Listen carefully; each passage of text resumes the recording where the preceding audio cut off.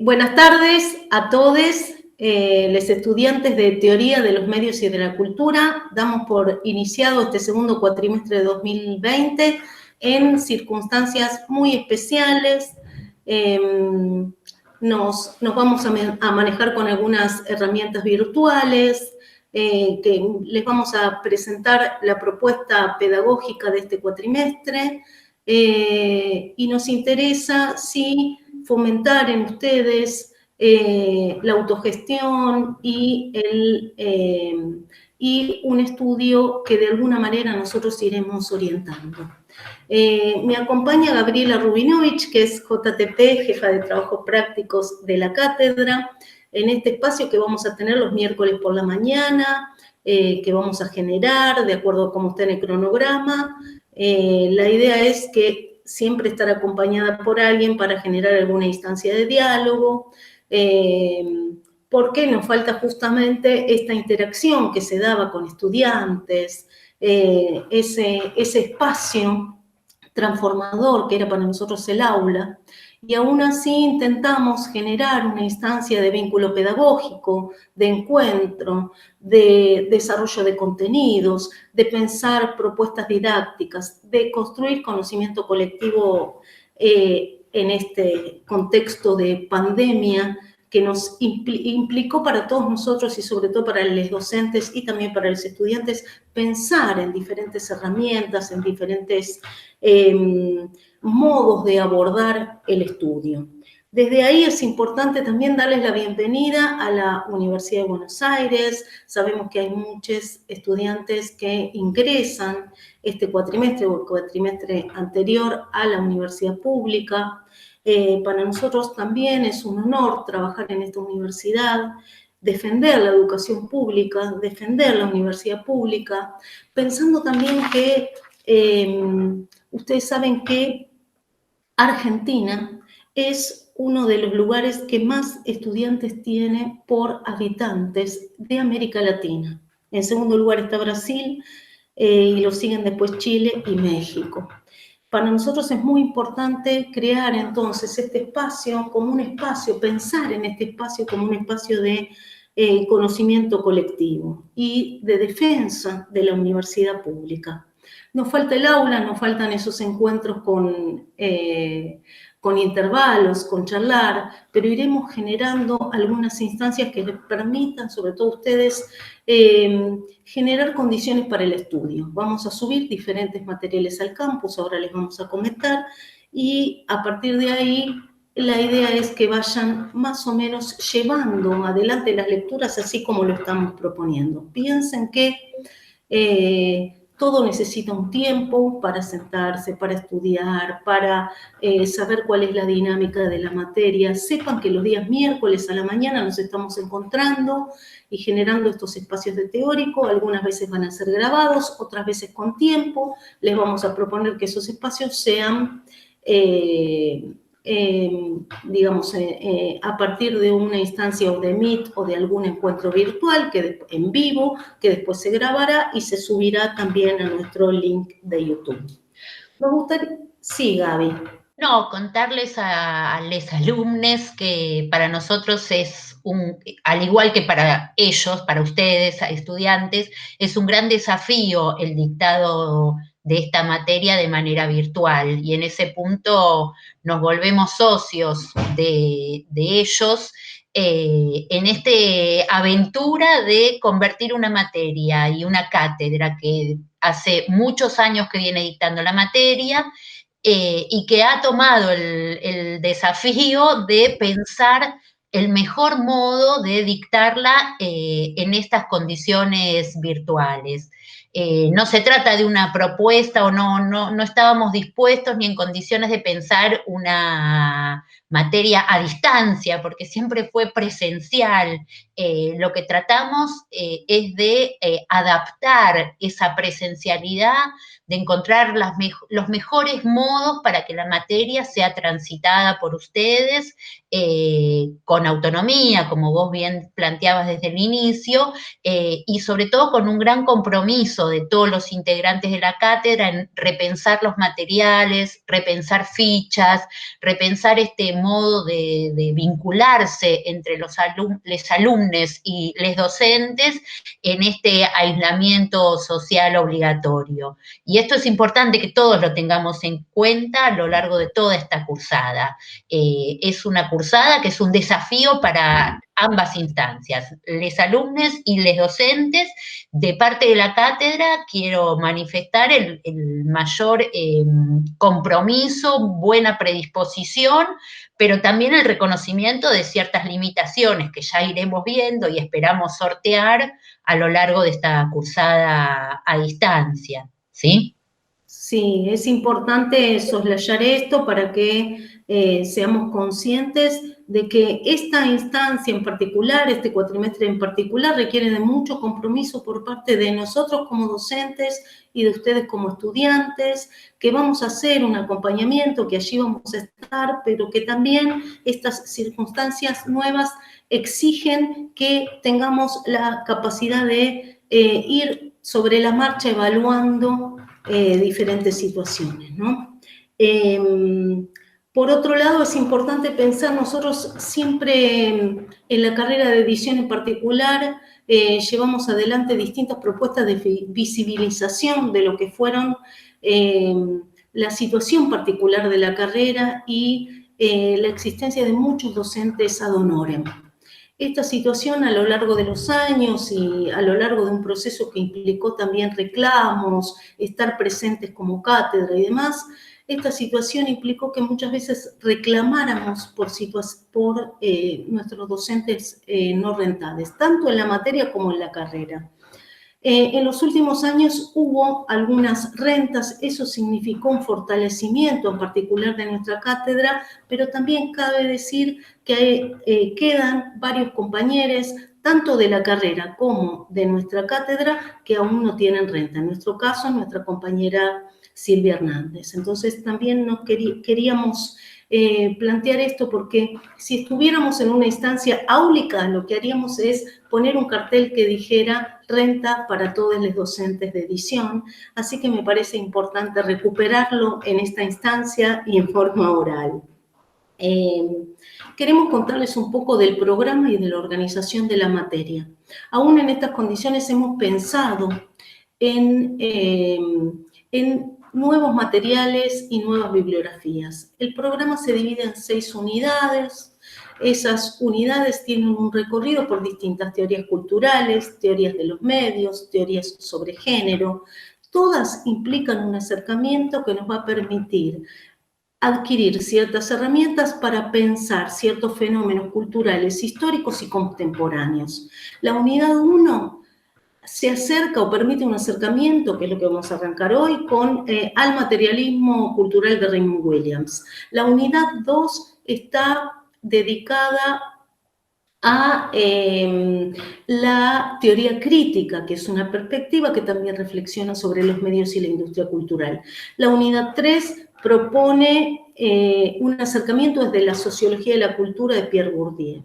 La unidad 4 está proponiendo una reflexión a partir de los medios, de las teorías de la recepción, de las teorías de la agenda, que nos permiten justamente reflexionar sobre el nuevo ecosistema mediático.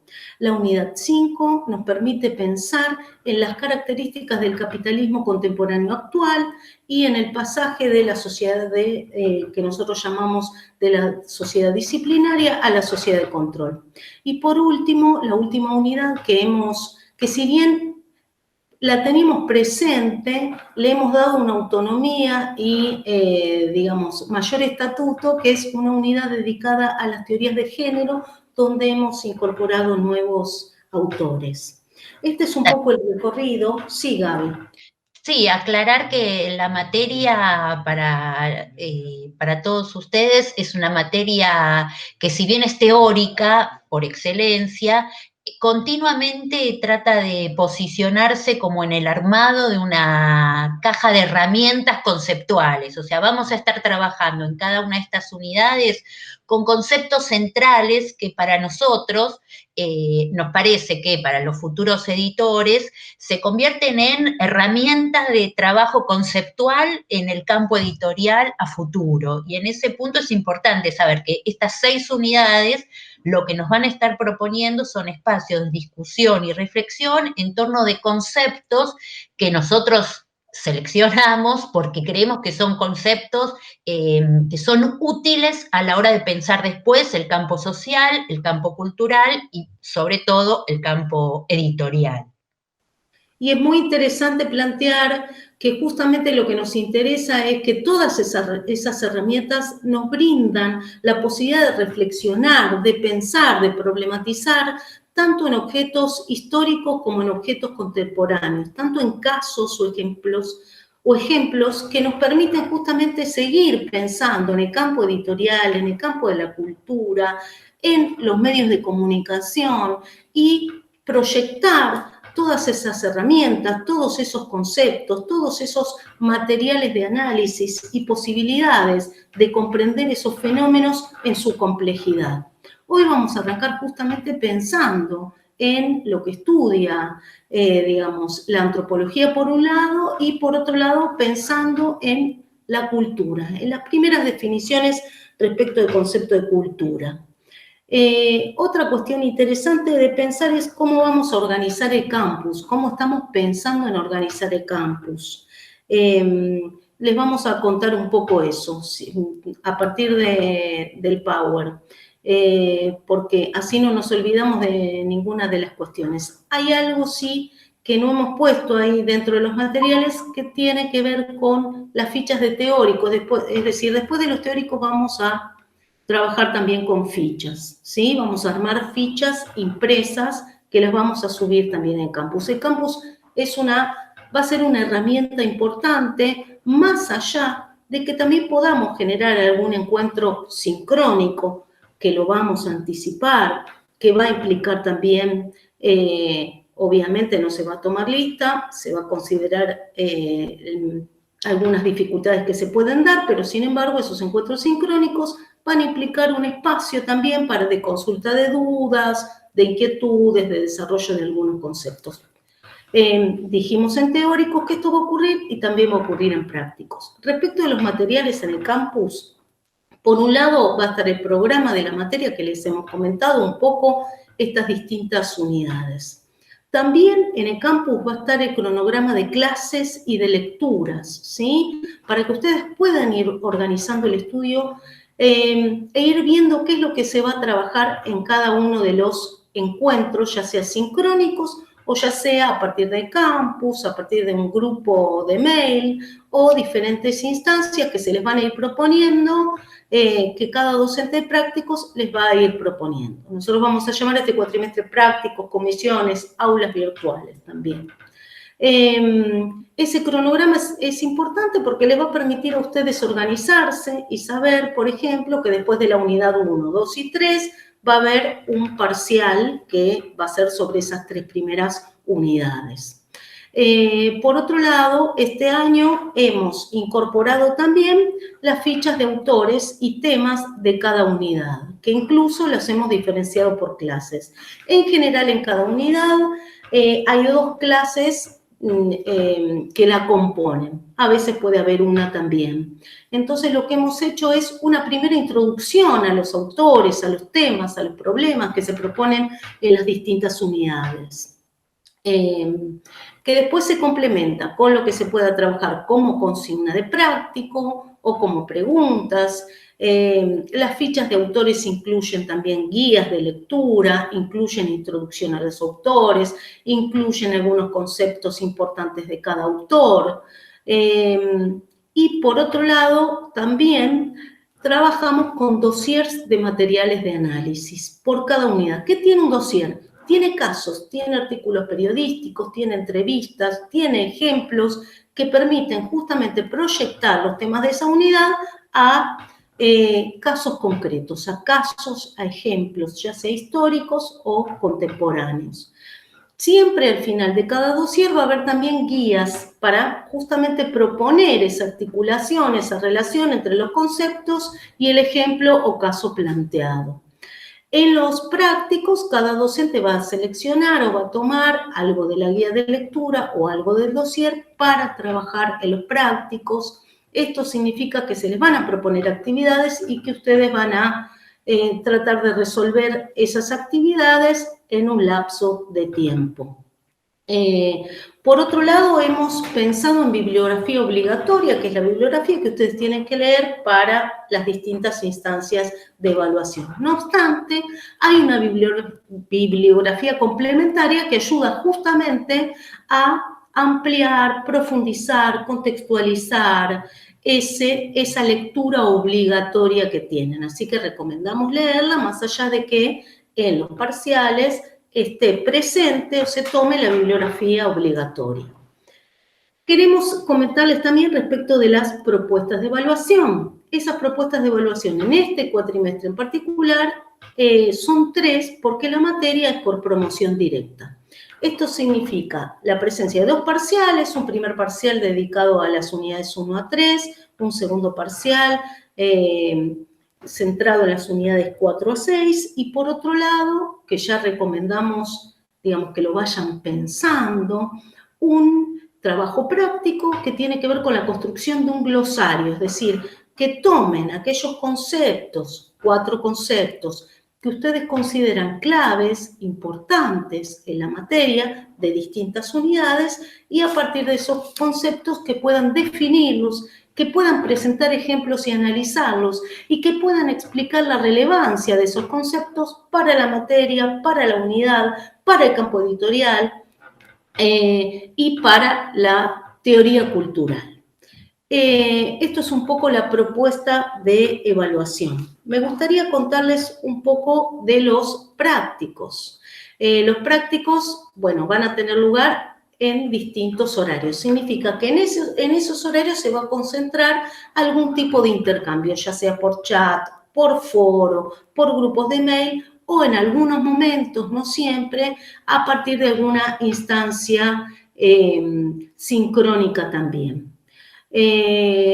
La clave, entonces, lo que nosotros les recomendamos es que durante esta semana y hasta el sábado 29 de agosto, pedimos que no lo posterguen, que sea en lo posible antes del sábado o hasta el sábado inclusive, se inscriban al campus. La clave del campus es TMC mayúscula 2020 todo junto. TMC mayúscula 2020 todo junto. Van a funcionar distintas comisiones, en total son 10 comisiones. En la primera comisión va a estar Lucía Cañada. Lucía trabaja experiencias artísticas y educativas, haciendo un trabajo comparativo entre Argentina y Brasil en dictadura. Un poco para presentar a nuestros compañeros, porque es una cátedra, digamos, con toda la riqueza de la heterogeneidad, con distintos temas, todos vinculados con teorías culturales. La cátedra es la cátedra de Ana Longoni, que actualmente se encuentra en uso de licencia, quien trabaja también cuestiones vinculadas con arte, cultura y política en la Argentina reciente. Decíamos, la comisión 1 va a estar Lucía Cañada los miércoles de 17 a 19. En la comisión 2 va a estar nuestra compañera Ana Larcher. Ana Larcher trabaja sobre todo cuestiones vinculadas con memoria de los trabajadores de la Comisión Nacional de Energía Atómica. También los miércoles de 17 a 19. Comisión 3, miércoles de 19 a 21, Gabriela Rubinovich, aquí presente, que es JTP de la materia, y que trabaja, a ver si lo digo bien, Gaby, cuestiones vinculadas con cine y educación, ¿no? Y materiales educativos. En la comisión 4, también los miércoles de 19 a 21, van a estar Ana Broitman, que trabaja cine y la conformación de cineclubes y espacios de recepción desde los 60 en adelante, y Manuela Carricaberri, que trabaja cuestiones vinculadas con deportes y dictadura. Esto los miércoles de 19 a 21. La comisión 5, jueves de 13 a 15, va a estar Camila Juárez, que trabaja cuestiones vinculadas con prácticas musicales y sonoras en Argentina durante el siglo XX. También los jueves de 13 a 15 va a estar la comisión 6, que es de Julia Rickler. Julia trabaja cuestiones vinculadas con acción psicológica como mecanismo del último régimen militar. Y trabaja cuestiones vinculadas con justamente estos mecanismos del régimen durante la última dictadura y sus reverberaciones en postdictadura. En la comisión 7, pasando ya los viernes de 11 a 13, va a estar Guadalupe Maradei. Guadalupe Maradei trabaja cuestiones vinculadas con teorías de género, con prácticas artísticas y literarias en particular.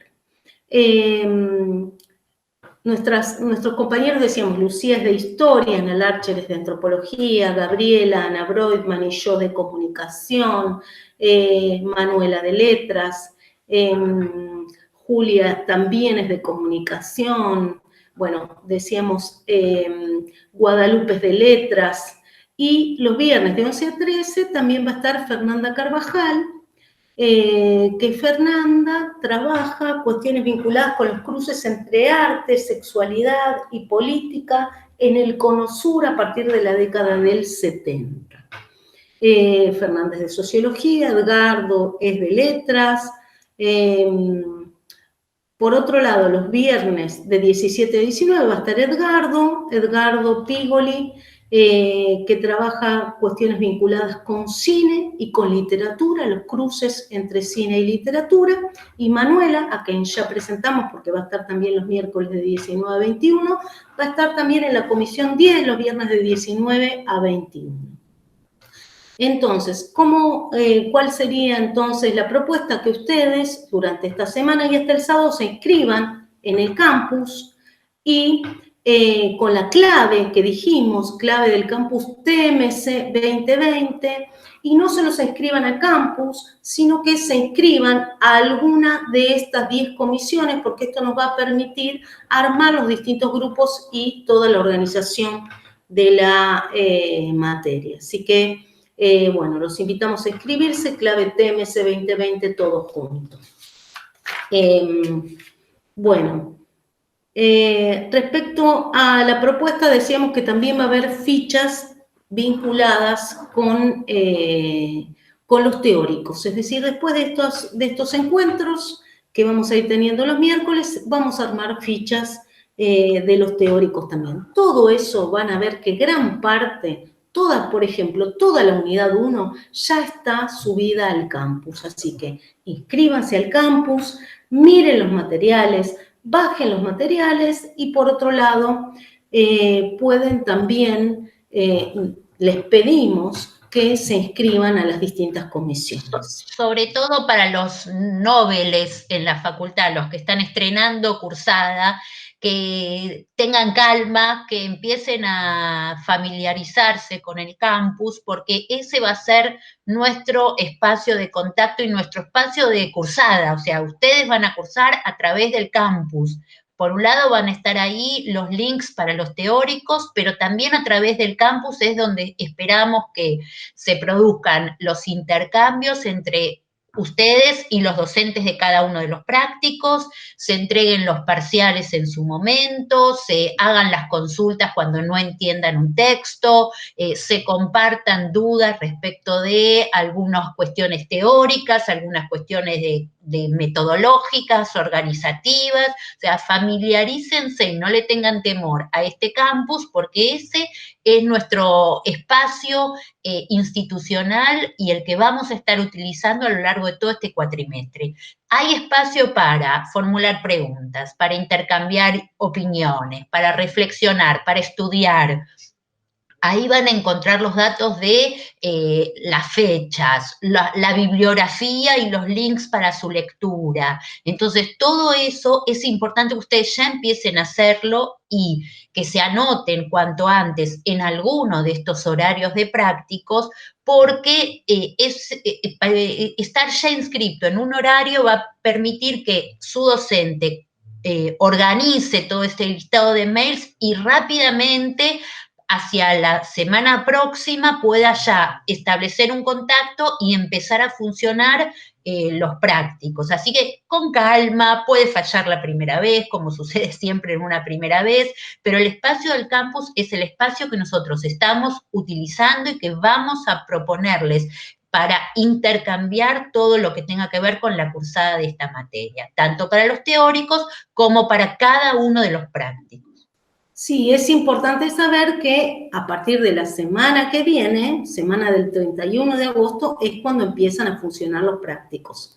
En esa semana, cada docente se va a contactar con ustedes y va a proponerles cómo seguir, es decir, a partir de qué consigna, a partir, las lecturas ya están, ¿sí? Pero sí proponerles cómo va a ser ese primer contacto, ese primer encuentro, ese primer intercambio, a partir de qué consigna, a partir de qué reflexión, y va a ser ahí, en ese espacio, donde se va a intercambiar más a nivel micro. Esto es importante también de sostener. Muchas veces nosotros vamos a enviar mensajes comunes para todos, otras veces por grupos, ¿sí? Pero es posible que muchas veces no podamos responder cada pregunta personalizada, pero sí sistematizar esas dudas y esas consignas en ese espacio de prácticos y también en el espacio de teóricos, ¿sí? En el campus, cada uno de los prácticos va a tener su espacio íntimo, por así decirlo. Y es ahí donde es importante que ustedes estén atentos a ese grupo de prácticos porque van a recibir ciertas notificaciones de los docentes, van a poder ustedes hacer preguntas, intercambiar con sus compañeros y eventualmente también recibirán a través de ese espacio del campus la invitación a algún encuentro de Meet, de Jitsi, de la plataforma que cada docente se sienta más cómodo, que les va a estar proponiendo algunos espacios de encuentro virtual sincrónico con ustedes, que va a ser justamente en ese horario de prácticos en el que ustedes se están anotando. Vamos a tratar de respetar ese horario de inscripción del práctico para que ahí ustedes sepan que probablemente quincenalmente, una vez al mes, semanalmente, podamos, eso lo iremos viendo en función de las posibilidades de todos, encontrarnos sincrónicamente también a lo largo de la cursada. No prometemos que sea semanal porque es muy costoso, sí, a través del campus vamos a poder estar intercambiando, haciendo preguntas, sugiriendo lecturas, sugiriendo líneas de reflexión y demás. Pero cada una de las comisiones va a tener su espacio íntimo para el intercambio virtual entre alumnos, alumnes y docentes.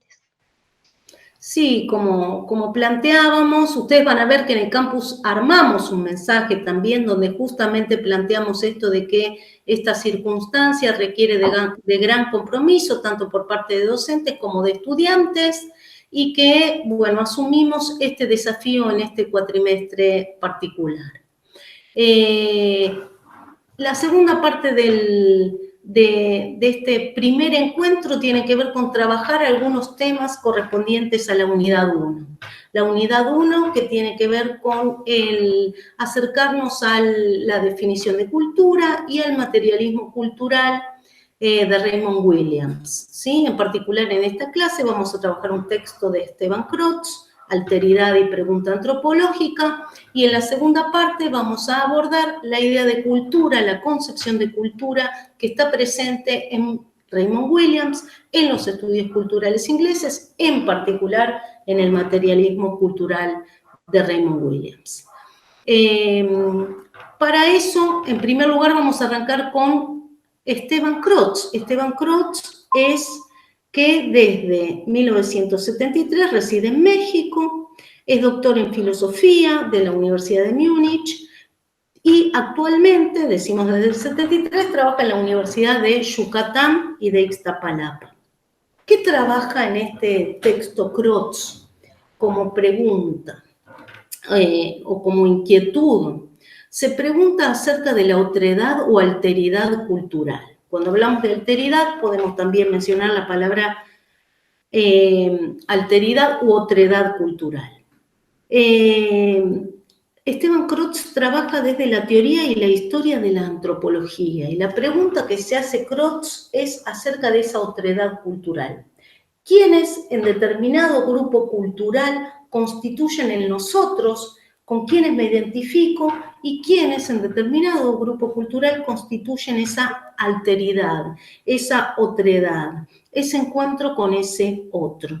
La pregunta es una pregunta que podríamos decir es antropológica, es una pregunta que siempre se hizo la antropología, pero también es una pregunta, diríamos, filosófica, que tiene que ver justamente con esta idea de quiénes somos nosotros, quiénes son los otros, y por qué en ese contacto entre culturas y entre grupos culturales nosotros podemos plantear ciertos elementos comunes y también ciertos elementos que nos distinguen.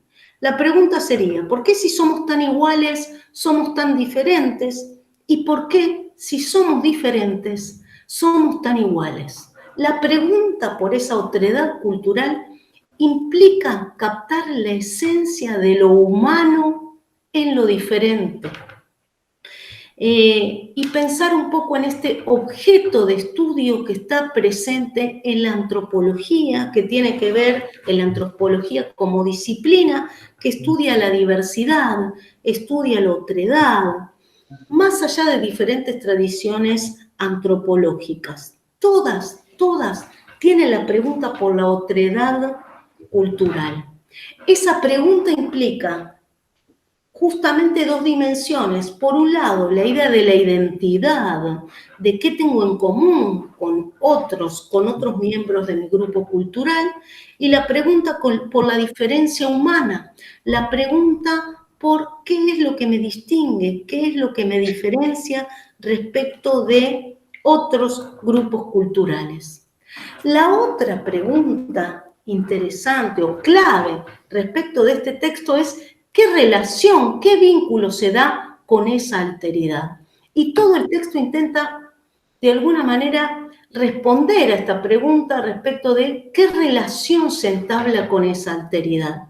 Una alteridad que produce extrañamiento, una alteridad que implica preguntarme justamente por ese otro que se me presenta, que tiene rasgos diferentes y sin embargo capto mucho de lo humano que tenemos en común. Esta alteridad y esta pregunta que se da cuando se viaja, Crotz narra mucho esa experiencia de los viajes y los contactos que se pueden generar a partir de esos viajes, y que también se da a partir del siglo XIX con cierta antropología que pregunta esto, pero en un contexto de expansión imperial. Esto significa que esa pregunta por la otredad muchas veces se da no solo en términos de dejarme sorprender por lo diferente, sino también en términos de avasallamiento, de choque cultural, y desde ahí justamente esa pregunta por la otredad significa preguntarnos en qué términos se da ese vínculo, en qué términos se da ese contacto y en qué términos esa experiencia se está dando tanto como experiencia como también como una categoría posible de problematizar dentro de la antropología. Esa otredad cultural, ¿sí? Que está presente, decíamos, desde el siglo XIX, justamente cuando se consolida esta expansión, el imperialismo, y desde ahí, justamente, esa primera antropología mira a esa otredad cultural en términos, diríamos, de superioridad, en términos etnocéntricos. Y dije etnocentrismo. ¿Qué significa pensar en términos de etnocentrismo? Significa mirar al otro a partir de mis propias categorías o a partir de las categorías presentes en mi grupo cultural. ¿Qué dice Crotz? Crotz dice que todo contacto lo hacemos a partir de una mirada etnocéntrica. Sin embargo, el tipo de contacto que podemos establecer ayuda a menguar o a acrecentar ese etnocentrismo que está siempre presente, dado que pertenecemos a un grupo cultural situado históricamente y dado que podemos pensar en términos de otredades, existen alteridades. ¿Qué pueden generar esas alteridades? Pensemos en propios viajes también, que es lo que menciona Crotz, pueden generar situaciones de extrañamiento, pero también situaciones de acostumbramiento, situaciones de familiaridad, situaciones de acercamiento, situaciones de sorpresa, situaciones en las que ese contacto implica incluso un proceso de transformación, de conocimiento respecto del otro y de intento de intercambio y de interacción. Comprendemos, o plantea Crotz, que no siempre esa relación y ese vínculo se da en esos términos, que muchas veces, y el imperialismo lo constata, ese contacto ha sido asimétrico, ha sido en términos de avasallamiento de otras culturas, ha sido en términos justamente de choque entre culturas y de conflicto entre culturas que se ha resuelto a partir de una concepción etnocéntrica que planteó justamente la superioridad de un grupo cultural por sobre otro. Este es el objeto de estudio de la antropología, analizar esa diversidad cultural, esa presencia de diferentes grupos culturales, pero a su vez también comprender que esas relaciones que se entablan son muchas veces de conflicto, otras veces de interacción, y que implican justamente reconocer esa diversidad de culturas.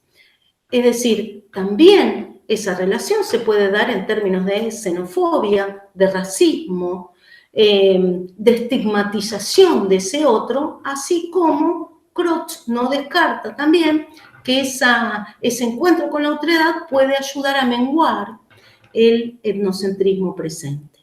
El etnocentrismo es una condición de la otredad.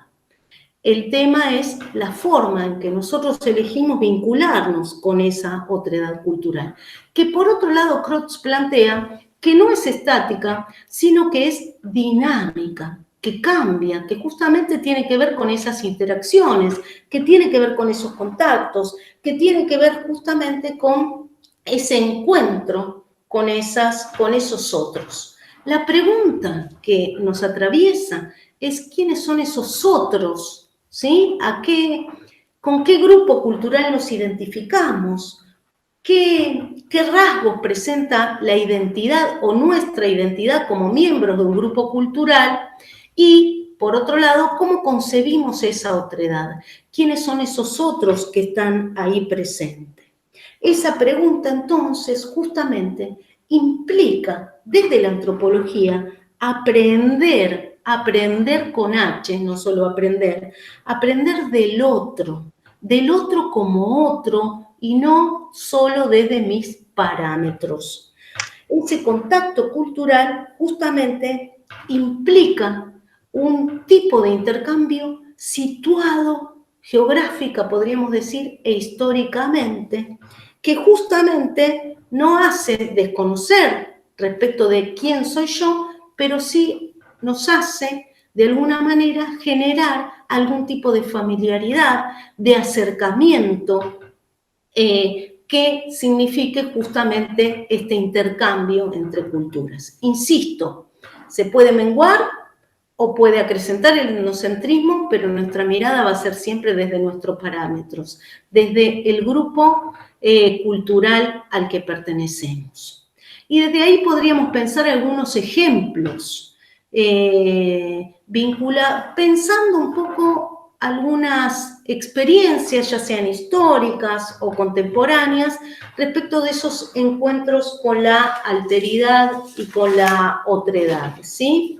Un primer ejemplo que me gustaría presentar es una intervención de Darío Streinfeisberg, lo dije bien, en La Noche de la Filosofía, donde habla justamente acerca del otro. El título de su intervención se llama El otro. pero reflexiono sobre todo al otro, diríamos, al interior de la propia identidad nacional. Esos otros que se construyen aún al interior de un Estado-nación, esas alteridades que significan justamente un modo particular de vincularme, un modo particular de comprender, un modo particular de captar lo humano. Lo que plantea Streisberg es, leo textualmente, el otro está completamente disuelto en su identidad porque no encaja a veces en los parámetros con los que pensamos la identidad. El otro en la Argentina está presente todo el tiempo. Es el hijo justamente de la identidad híbrida, de la mixtura. No tiene nombre. Es una mayoría, pero no tiene nombre. No es el extranjero, el de otro país. Muchas veces es el extranjero interior. Es otra extranjería. ¿Saben cómo les decimos? Los llamamos con una ausencia absoluta de denominación. Les decimos negros, negradas, medio argentinos. Es que debemos encasillarlos en alguna identidad que nos cierre. Y sin embargo es el hijo de la mixtura. Cabecita negra lo llamaban en una época, con todo el imaginario zoológico que incluso tiene la otredad cuando uno no quiere reconocer la convivencia de un otro. ¿Quién es el otro? ¿Quién es el verdadero extranjero? ¿Dónde habita? ¿Cómo nos relacionamos con él? ¿Lo fagocitamos o somos hospitalarios? Esta idea de fagocitar o de ser hospitalario es el desafío que implica esa otredad, ese desafío de captar lo humano, ese desafío de comprender que aún siendo diferentes hay algo común y que aún siendo, teniendo elementos comunes, hay elementos diferentes. La pregunta es cómo nos vinculamos.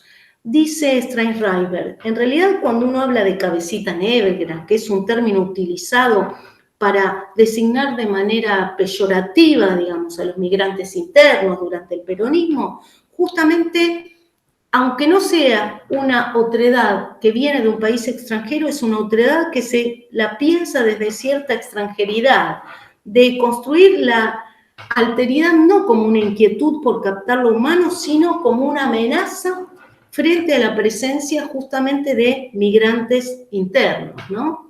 Es una mirada que impide cualquier posibilidad de hacer un ejercicio, en todo caso, de familiaridad frente justamente a lo que nosotros llamamos, lo que históricamente se llamó cabecitas negras o migrantes internos, es decir, un tipo de vínculo con esa otredad que más que intentar indagar en lo humano y en lo común, utiliza peyorativamente un término que divide de alguna manera lo natural, ¿sí?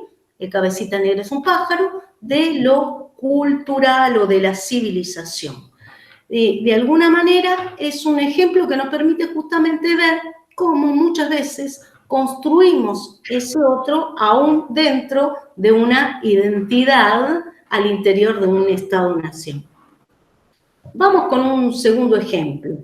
Vamos bien, Gaby, ¿no? Sí, Eva, yo quería agregar algo, tal vez que puede ser interesante también, es que vos hablabas de el cabecita negra y de ese otro que uno construye, pero también sería interesante ver cómo ese otro puede ir mutando y, por ejemplo, en esta Argentina que está tan habitada por inmigrantes, mi familia es inmigrante, por supuesto, viene de Europa, y a su vez se convierte en ciertos sectores de Argentina en el gringo, aunque uno sea argentino, pero por el color de piel y por la formación y demás, en otros sectores nosotros nos convertimos en otros. Y eso es lo interesante de este concepto para esta materia, ¿no? Como ese otro es una construcción que dependerá el grupo desde el cual se esté observando, ese otro va cambiando y puede ser el cabecita negra o puede ser el gringo también, y estamos hablando de dos habitantes de este territorio, por así decirlo, ¿no? También podemos, muy interesante, porque también podemos ser construidos nosotros como otros. Exacto. ¿Sí? Para otros somos, para algunos sectores nosotros somos los otros. Y eso es interesante tenerlo como concepto. ¿Sí? La mirada exacto, la idea de Sudaca también, como otro, ahí es donde estamos nosotros siendo construidos como una otredad desde otro lugar, ¿sí? Exacto. Desde una mirada eurocéntrica, podríamos decir, que nos permite justamente pensar en el segundo ejemplo. El segundo ejemplo es un ejemplo de Darwin. Yo escaneé el diario de un naturalista alrededor del mundo. Yo voy a leer igual una parte, pero lo que es interesante es justamente pensar en los viajes de Darwin. Darwin que remontó el Río Negro, que es un naturalista, que desarrolló teorías acerca de la evolución de las especies y que esas teorías se fundan justamente en un trabajo empírico de observación que tienen que ver con un viaje emprendido por Fitzroy. Este es el segundo viaje. Es un viaje, Fitzroy como comandante hace un viaje con una embarcación que se llamó Beagle. Todos estos datos están documentados en museos de Tierra del Fuego. Evidentemente, esos viajes implicaron justamente ir a recorrer el mundo, a recorrer el sur, a cruzar el canal del Beagle con, entre otros intereses, en el caso de Darwin, estudiar la evolución de las especies, ¿no?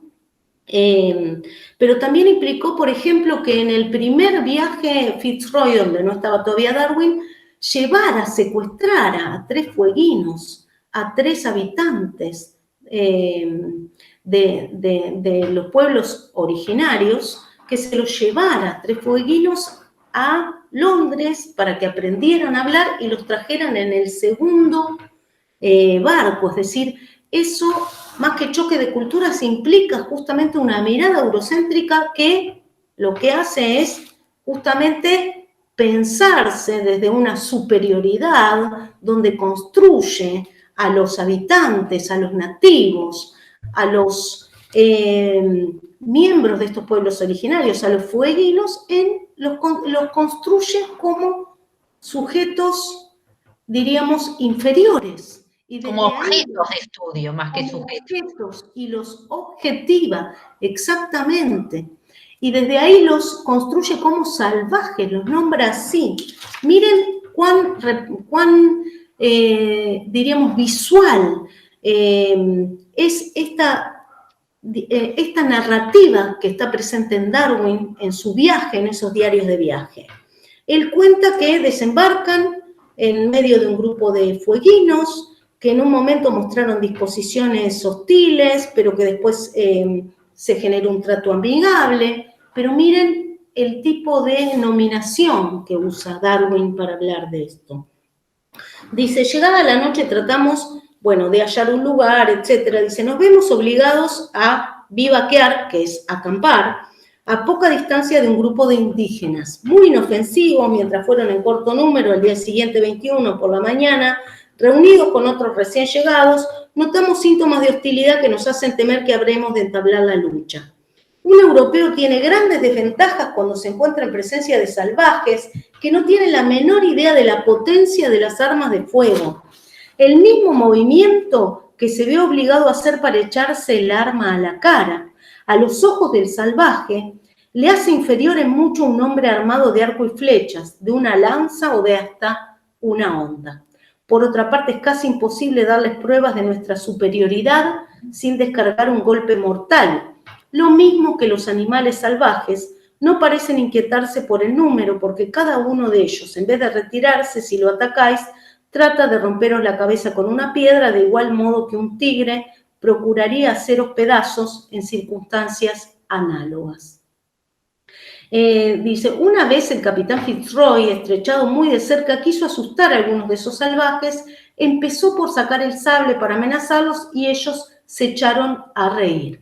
Entonces descargó por 2 veces su pistolete a poca distancia de la cabeza de un indígena.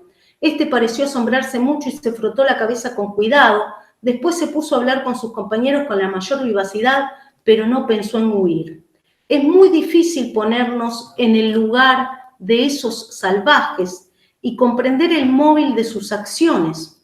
En el caso que acabo de referir, ese fueguino no hubiera podido imaginarse ciertamente lo que podría ser el ruido de un arma de fuego descargada tan cerca de sus oídos. Durante un segundo, quizá no dándose exactamente cuenta de lo que acababa de ocurrir, no sabiendo si era un ruido o un golpe, se frotó la cabeza con la mayor naturalidad. Asimismo, cuando un salvaje ve un objeto herido por una bala, ha de pasar algún tiempo antes de que él pueda comprender cuál es la causa de tal efecto. El hecho de un cuerpo hecho invisible en virtud de su velocidad debe ser para él, además, algo absolutamente incomprensible. La fuerza excesiva de una bala que la ha hecho penetrar en un cuerpo duro sin desgarrarlo puede hacer que el salvaje crea que esa bala no tiene la menor fuerza. Creo, con visos de certeza, que muchos salvajes, tales como los que viven en Tierra del Fuego, han visto muchos objetos alcanzados por una bala, hasta animales muertos entre sí, sin darse cuenta de la potencia terrible del fusil. Dejamos un silencio justamente para pensar qué es lo que nos está planteando esta descripción que hace Darwin respecto de los fueguinos que no conocían el uso de las armas, conocían de ondas, pero no conocían de balas ni de uso de armas. Es interesante en primer lugar reparar en cómo habla en términos de salvajes que desconocen esa cultura superior que representaría esa mirada eurocéntrica que está presente en Darwin y en quienes estaban en el Beagle. Y por otro lado, el modo en que esa alteridad no solo se da de forma asimétrica, sino como una relación de poder, una relación que concibe como inferiores a los pueblos originarios, a esos nativos de Tierra del Fuego que son nombrados como salvajes y que justamente no conocen respecto del alcance de una bala, no conocen respecto de estas armas de fuego, no conocían esas armas de fuego, y que de alguna manera esto significó justamente mirarlos con extrañamiento, no hubo esfuerzo, ni siquiera hubo esfuerzo por captar lo humano, sino que en todo caso esa mirada fue una mirada que miró en términos de superioridad y construyó a un otro en términos de salvaje. Entonces es interesante, quería traer esto, por supuesto está escrito entre el año 1831 y 1836, que fue el viaje, pero implica justamente un acercamiento. Cuando nosotros hablamos de ese acercamiento de la antropología en un contexto de expansión imperial, es una antropología que observa su otredad desde la superioridad, desde el eurocentrismo, desde concebir al otro como salvaje, involucionado o inferior, y desde allí, más que contacto y familiaridad, hay un avasallamiento y una negación respecto de esa otredad. Gaby, ¿vos asentías? ¿Querés comentar algo? ¿Querés decir algo? No, estaba pensando justamente en estos encuentros que a lo largo de la historia, nada, si pensamos, por ejemplo, en Colón llegando a América, ¿no? Como que eso es como un encuentro, la otredad radical. Imagínense ustedes que se encuentran los aborígenes con esta invasión que está viniendo de Europa, que ninguno se imaginaba la existencia del otro, y ese encuentro de un otro absolutamente radicalmente distinto. Y si uno pudiera hacer el ejercicio de pensar qué piensan unos y otros, ¿no? Porque en ese momento hay dos otros absolutamente distintos que se están observando desde sus propias perspectivas, porque sabemos que los que habitaban América tenían una trama cultural absolutamente rica y tan vasta e interesante como la trama cultural de la que venían los europeos. Pero en ese encuentro, es un encuentro, digo, radical en el sentido de extremo, ¿no? Ni imaginé que iba a existir un otro, y hay un otro que desde la vestimenta, las armas, los animales, bueno, todo eso que ya está muy estudiado respecto de la mirada europea sobre lo que encuentra en América y la mirada de América que se encuentra con un europeo que rompe con la estructura y con lo posible, por así decirlo. Pero son dos visiones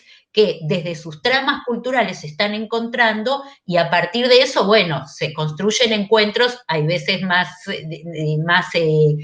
amorosos o más posibles, y hay veces más endurecidos, como ha sido este acercamiento del europeo que destruye la cultura no latinoamericana, americana. Pero digo, los encuentros se van desarrollando de distintos modos, pero ese momento inicial del encuentro de esos dos otros es lo que estamos tratando de proponerles como pensamiento a ustedes estudiantes. Sí, y justo los casos que hemos traído, sobre todo este, tiene que ver una cultura que se impone sobre otra, que avasalla, que niega a otra. Que nos parecía importante también problematizar sobre cuestiones vinculadas con esto, con ciertos procesos de estigmatización, de racismo, de xenofobia, por eso arrancamos con Darío, y vamos a terminar ahora con un material que tienen justamente en el dossier. Seguramente lo trabajen más en profundidad en la instancia práctica, pero sí lo quería traer porque también plantea justamente ese vínculo con esa otredad, pero desde una mirada que estigmatiza a ese otro, ¿no? Cultural. Es un texto de un periodista que es Tulpa Vallis, que escribe sobre todo sobre discos, sobre objetos culturales, y que en este caso cuenta su propia experiencia en una librería. Y se llama ¿Qué puede hacer un negro en una librería más que robar? Esto está en el dossier 1 que tienen ustedes, ya está subido al campus, ya lo pueden leer. En ese mismo dossier también va a haber otro material que hoy vamos a trabajar y hay otros ejemplos. Cada docente les va a indicar cuál de los ejemplos se va a trabajar en prácticos, pero es muy interesante como ejercicio pensar en el dossier y pensar que más allá de que trabajen algún texto en particular, pueden leerlo todo con esta lógica de pensar que hay un ejemplo que nos permite proyectar la bibliografía de los distintos autores. Tulpa cuenta un poco su propia experiencia en una librería de un shopping, ¿no? Y dice, descubrí una frase hermosa del Indio Solari que dice, lo mejor de nuestra piel es que no nos deja huir. Y él dice, nunca quise huir de mi piel, siempre la porté con orgullo, como un traje sin capa de antihéroe de barrio que algunas veces me salvaba y otras veces me traía problemas. Tampoco hubiese podido escapar de mi piel, ni aunque hubiera querido. Sufro de ese mal social conocido como portación de rostro, cuyos síntomas son tez oscura, pelo negro, facciones aindiadas. Se complementa con el uso de gorras viseras, camperas deportivas o zapatillas de marca, altas llantas. La portación de rostro es una enfermedad que genera temor o rechazo en ciertos sectores de la ciudadanía y que cualquiera puede diagnosticar apenas con una rápida y prejuiciosa mirada. Lo que cuenta Tulpa Vallis en este recorrido es que en el momento que busca un libro, que entra a la librería del shopping, busca un libro, se acerca un policía y empieza a preguntarle qué está haciendo con ese libro, es decir, no da por sentado que estaba interesado en leer, sino que genera esa sospecha, tiene la sospecha de que quiere robar, y justamente él narra a lo largo de todo el artículo qué es lo que le pasa a él, ¿no? Dice, mientras tanto el tipo no me creía nada, de nada servía contarle que soy padre, periodista, escritor, laburante. Mucho más que todo eso junto pesaba mi importación de rostro, motivo suficiente para convencerlo que yo había robado. No tenía filmaciones ni fotos mías. Los empleados de la librería nunca me habían denunciado ni lo habían llamado. No me encontró en actitud sospechosa y no había pruebas de ningún tipo en mi contra. Entonces, ¿cuáles eran sus motivos para asegurar que yo había robado? Y él dice, mi cara, por supuesto. El texto es más largo, sigue, pero quiero cerrar justamente con ese stencil que aparece hacia el final y que a él lo hace reflexionar. Dice, me fui indignado, con intenciones de volver al día siguiente. De hecho, después volvió, el artículo cuenta que le pidieron disculpas, etcétera, pero dice, con intenciones de volver al día siguiente más tranquilo y asesorado. Mientras caminaba por Sarmiento hacia el Bajo para tomar el colectivo, me encontré con un stencil que rezaba, mi cara, mi ropa y mi barrio no son delito. Parecía que las paredes me hablaban de forma directa y sin metáforas. Y me parecía cerrar toda esta parte de Croce y de la alteridad cultural pensando justamente en esta frase de mi cara, mi ropa y mi barrio no son delito. ¿Cuántas veces construimos esas otredades o ciertos grupos culturales construyen a esos otros a partir justamente de la distancia, de la estigmatización y en muchos casos también actitudes xenófobas y racistas? Aquí justamente no se da, diríamos, un contacto que genere familiaridad, sino más bien extrañamiento, más bien justamente comprender que ciertas condiciones sociales o en este caso él dice el color de su piel, implicaron un proceso de estigmatización o de discriminación por justamente pertenecer a un grupo social o cultural o a un grupo o étnico particular. Entonces, cerrar con esta idea de pensar y poder problematizar y poder deconstruir y poder reflexionar sobre cuántas veces o cuántos grupos culturales que terminan siendo estigmatizados o presentados en términos de otredad, implican o merecen al menos esta reflexión respecto de la pregunta por esa otredad, la pregunta por eso humano, la pregunta por eso que está en común. Si somos parecidos, ¿qué tenemos de diferente? Y si somos de diferentes, ¿qué tenemos de parecido? Esta idea por captar la experiencia de lo humano justamente permite problematizar sobre esa alteridad y por comprender, como decía Gaby, la experiencia de esa diversidad que implica justamente pensar en, por supuesto, la existencia de una mirada desde nuestros propios parámetros, pero la posibilidad de transformarnos, la posibilidad de preguntarnos, la posibilidad de repreguntarnos incluso acerca de nuestra propia identidad cultural. Un poco esta era la idea. Gaby, ¿querés comentar algo respecto de mi cara, mi ropa? Sí, no son delitos? Tal vez invitar a todos a pensar cuánto de esto funciona en la cotidianeidad de nuestras vidas, cuánto de esto funciona en ese sentido común que nosotros vamos a tratar de analizar a lo largo de toda la cursada, como es el menos común de los sentidos, pero que este sentido común hace que nos vinculemos entre nosotros, nos presentemos frente a los otros y aceptemos o miremos a los otros desde determinadas miradas, y que tal vez el desafío de esta cursada que estamos empezando es ese, ¿no? Como pensar un poco, detenerse frente a esto que sucede, frente a esto que se manifiesta en nuestras prácticas habituales, y poder complejizarlas, poder pensarlas, poder deconstruirlas y entender cómo nos miran los otros y cómo nosotros miramos a esos entornos en los cuales nos movemos, ¿no? Que ese tal vez es el desafío de esta materia que estamos iniciando hoy.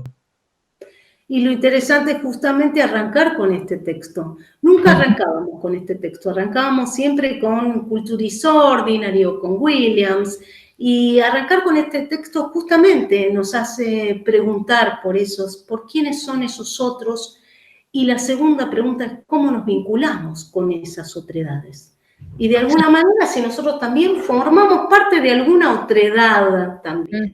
Sí, y en estos días de aislamiento, de COVID que está por todos lados, también si uno prende la radio, prende la televisión, puede claramente ver cómo está en funcionamiento esta idea de el otro, el grupo que tiene COVID, y cuántas historias aparecen en los noticieros de un barrio que se pone en contra de alguien porque tiene y no avisó un edificio. O sea, cómo esto funciona en la vida cotidiana, y que es necesario que desde la materia empecemos a focalizar y a desentrañar en cómo se construye eso, porque digo, una cosa es pensar en Darwin y otra cosa es pensar en la noticia de hay alguien en un edificio con coronavirus, hay un médico y los vecinos lo estigmatizan porque si entra al edificio nos va a contagiar. Digo, es una estrategia que se maneja en la sociedad, y que es necesario que seamos conscientes de cuáles son los hilos que están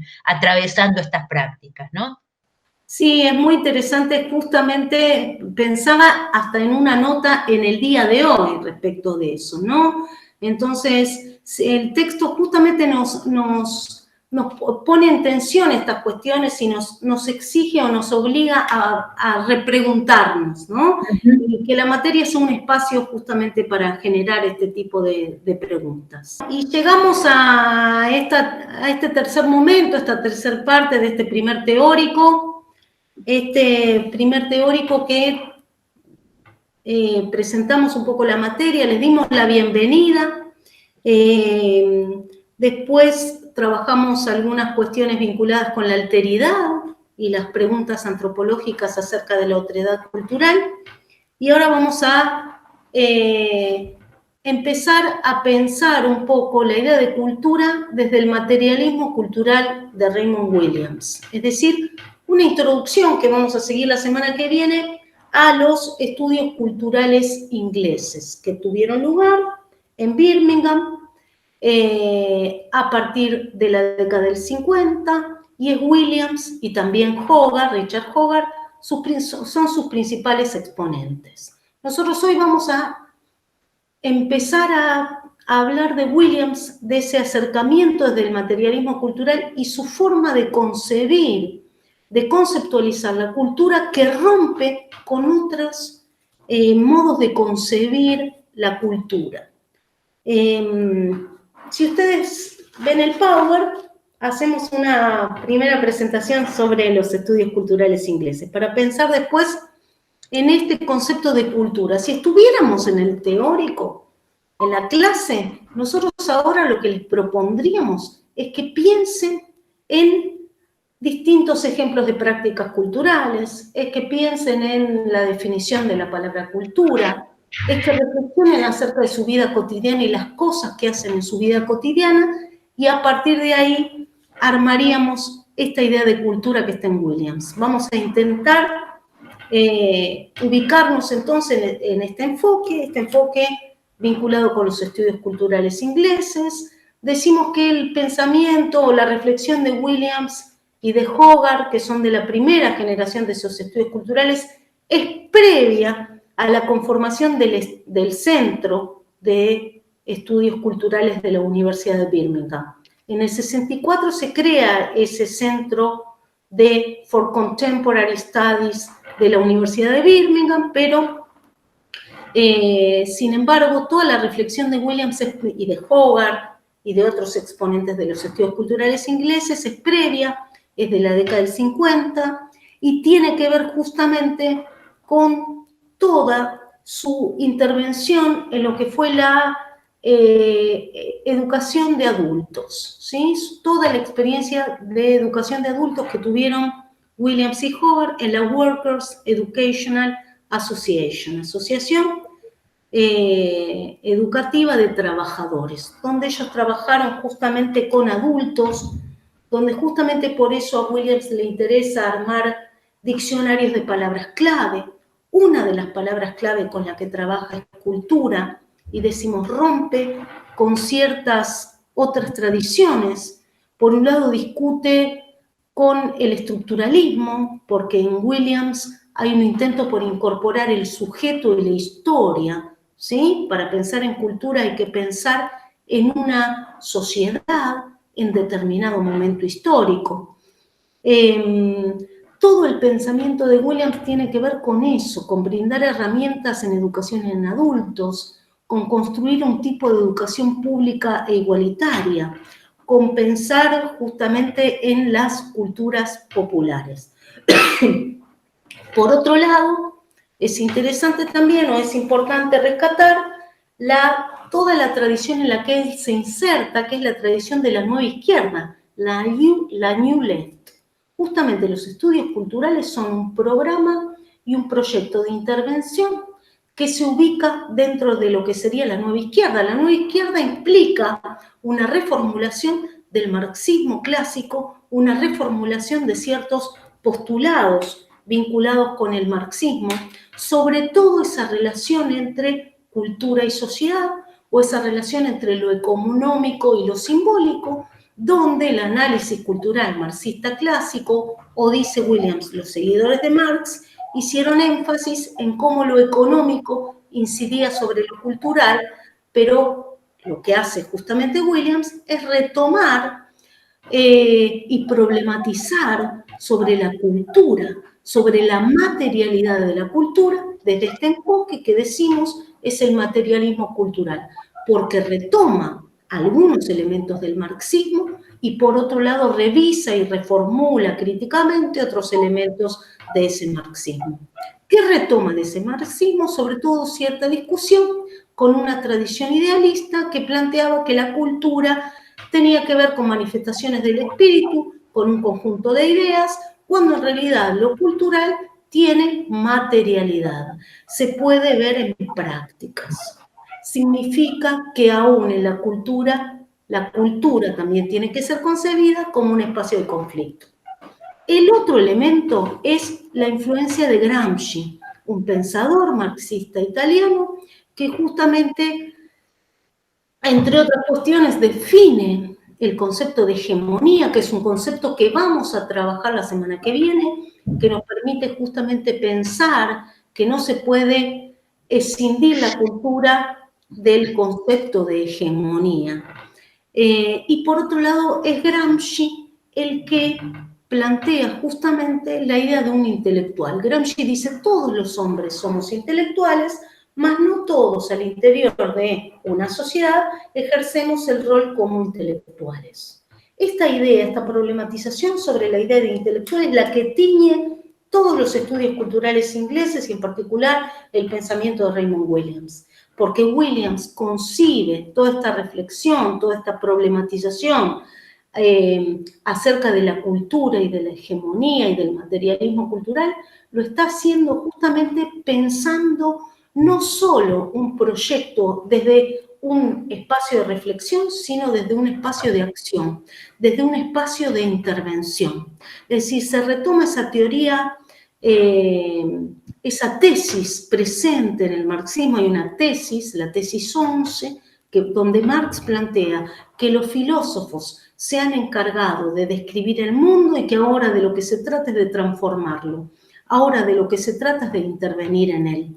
Y justamente esta premisa es la que está presente tanto en Gramsci para desarrollar esa idea de intelectual, cuando él habla en términos de filosofía de una praxis, como en Williams cuando está pensando en los estudios culturales, en el materialismo cultural, como un programa de intervención. Cuando piensa su trabajo, diríamos, su reflexión, inserta también en este trabajo de educación en adultos, inserta en la New Left, inserta en la preocupación por brindar herramientas, por generar palabras clave, por pensar en un proyecto igualitario, por pensar en una cultura común, por pensar en herramientas educativas para todos, en condiciones de acceso e igualdad.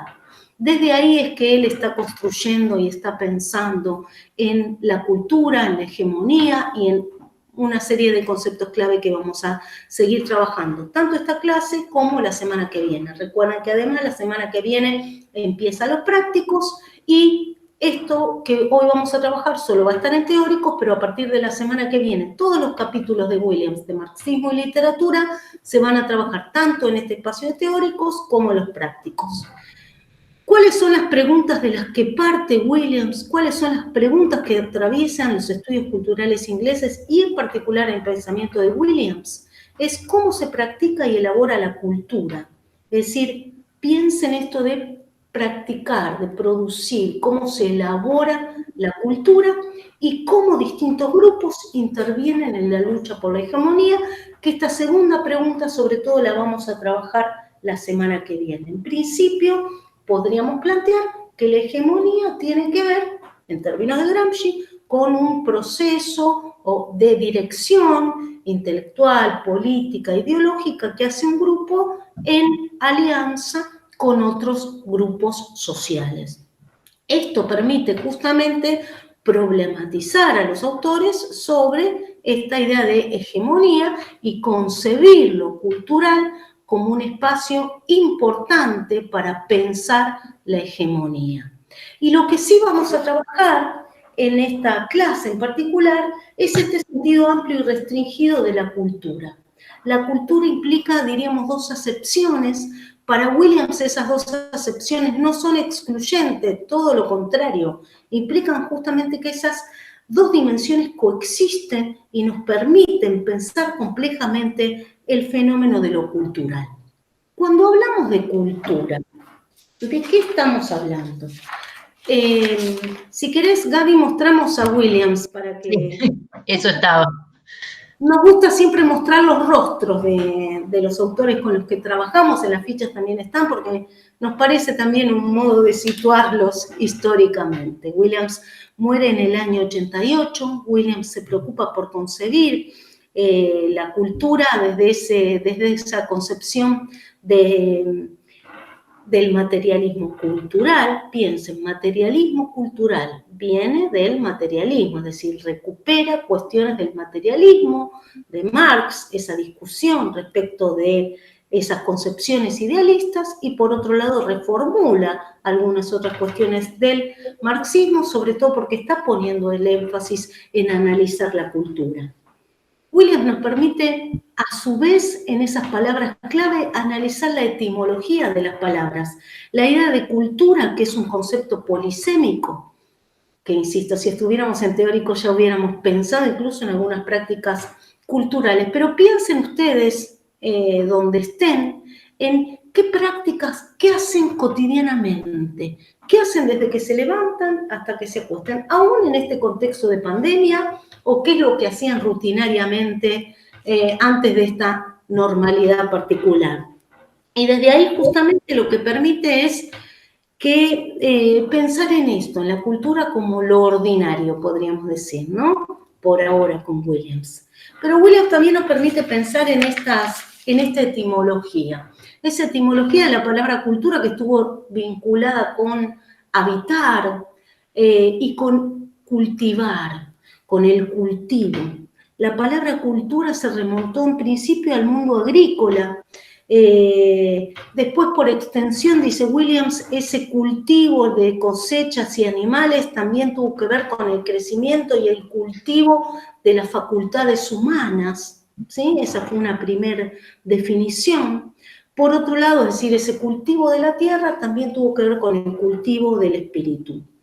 Por otro lado, y sobre todo en los siglos XVII y XVIII, muchos pensadores plantearon esta metáfora de cultivar el espíritu, pero que dio lugar, diríamos, a una meritocracia, a una propuesta de un gobierno meritocrático, es decir, a la propuesta de un gobierno de personas cultas, personas cultivadas, es decir, a una concepción, podríamos decir, aristocrática, elitista, que comprendía que solo podían gobernar aquellos que eran personas cultas o cultivadas.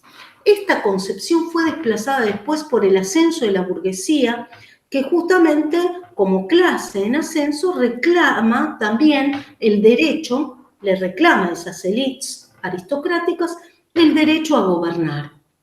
Pero esto también trae como consecuencia pensar en la cultura como un refugio. La nueva metáfora que allí aparece es la idea de la cultura como alejada del mundanal ruido, alejada del mundo del comercio, alejada del tráfico comercial y refugiados en una torre de marfil. Es decir, esa idea, esa metáfora de alguien que, porque digamos, se encuentra en la cultura, está inmerso en otro mundo diferente y paralelo del mundo, podríamos decir, del mundo del comercio, del mundo de la economía, del mundo del mundanal ruido, podríamos decir de alguna manera, ¿no? Entonces, ahí la cultura dejó de basarse en el mundo de lo material para referirse al orden de lo espiritual.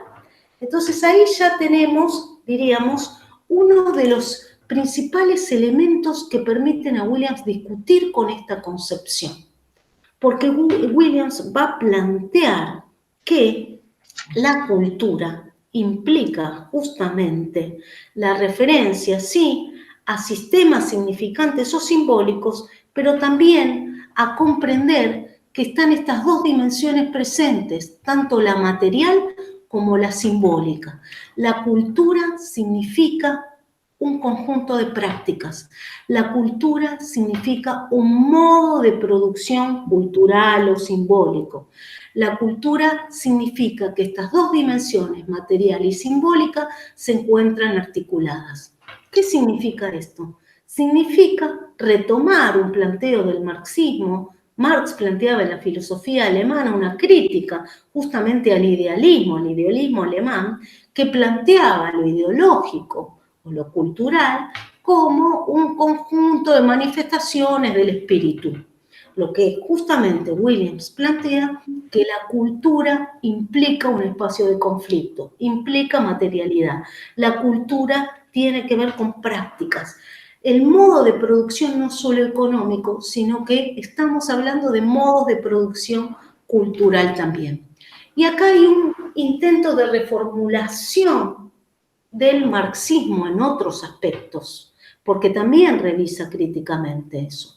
Williams concibe una interacción recíproca entre cultura y sociedad. No es que lo social constituye la cultura, sino que hay una interacción recíproca. Ahora voy a buscar algunas frases para que comprendamos cómo lo está definiendo, pero sobre todo tiene que ver con que también lo cultural constituye lo social. Y por otro lado, la discusión es una discusión que vamos a retomar la semana que viene, que tiene que ver con la relación entre la base y la superestructura, que proviene del marxismo. Y sobre todo él dice del análisis cultural marxista, clásico, ortodoxo, que, digamos, siguió a Marx. No es Marx, sino sus seguidores que hicieron de esa metáfora o pusieron el énfasis en la idea de determinación, es decir, la idea de que lo económico determina lo simbólico.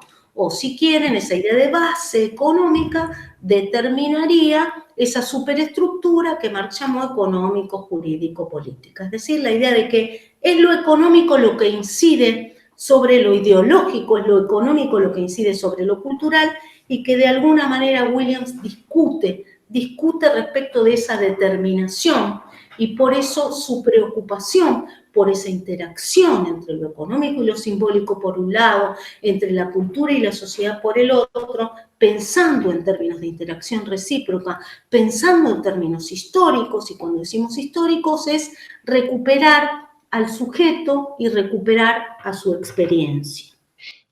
Y en ese punto algo que es importante, que no estamos terminando de focalizar, es justamente, vos hablabas de los estudios culturales británicos, ingleses, esta procedencia de William, de las clases, me adelanto, de las clases como hijo de obreros que llega a la educación universitaria, que se preocupa, cuando vos hablabas tanto de la educación de adultos, de alfabetizar a adultos que no habían sido escolarizados. Para todos ustedes es raro hoy en día que no haya adultos escolarizados, pero aún en la década del 60 en Inglaterra eran muchos los adultos no escolarizados. Y traigo esta procedencia de clase obrera, clases populares de Raymond Williams, porque justamente lo importante también para su propuesta teórica es que él va a observar esta posibilidad de prácticas culturales en todos los estamentos sociales, en todas las clases sociales. Es un elemento que le da a la idea de cultura una participación ampliada, todos los sujetos pertenecientes a cualquier estrato social, a cualquier clase social, va a decir la escuela de Birmingham, son productores, son habitantes, son consumidores, son formadores, son habitantes de tramas culturales. Hay cultura en todos los estamentos sociales, no solo en la alta cultura, en la cultura burguesa, sino que en todos los sectores se puede hablar de estas prácticas culturales.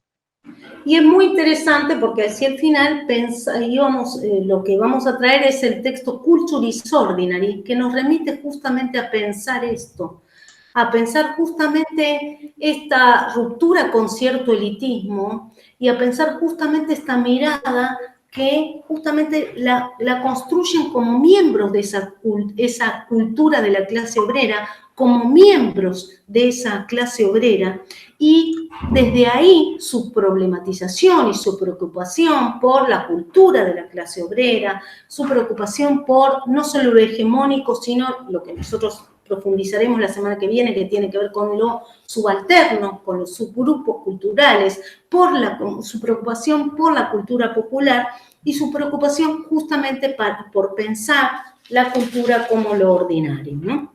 La cultura como una cultura común.